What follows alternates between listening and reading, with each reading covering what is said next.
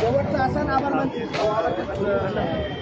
संयुक्त महाराष्ट्र चळवळीचे शिल्पकार विश्वविख्यात साहित्यिक साहित्यरत्न अण्णाभाऊ साठे यांना प्रथमतः या ठिकाणी विनम्र असं अभिवादन करतो.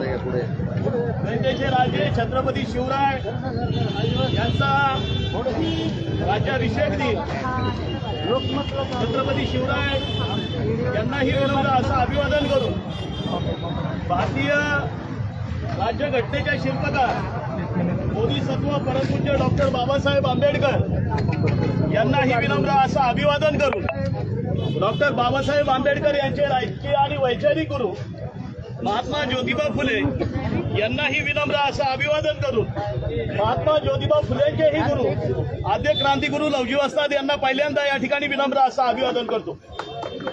स्वातंत्र्यवीर विदा सावरकर यांचे क्रांतिकारी गुरु आद्य क्रांतीवीर वासुदेव बळवंत फडके यांनाही विनम्र असं अभिवादन करतो. वासुदेव बळवंत फडकेंचे दुसऱ्यांदा या ठिकाणी विनम्र असा पैकी एक निर्णय 8 नोव्हेंबर 2016 रोजी रात्रीच्या 8 वाजता देशाचा पंतप्रधान दूरचित्रवाणीवर आला आणि त्यांनी रात्री 8 वाजता घोषित केलं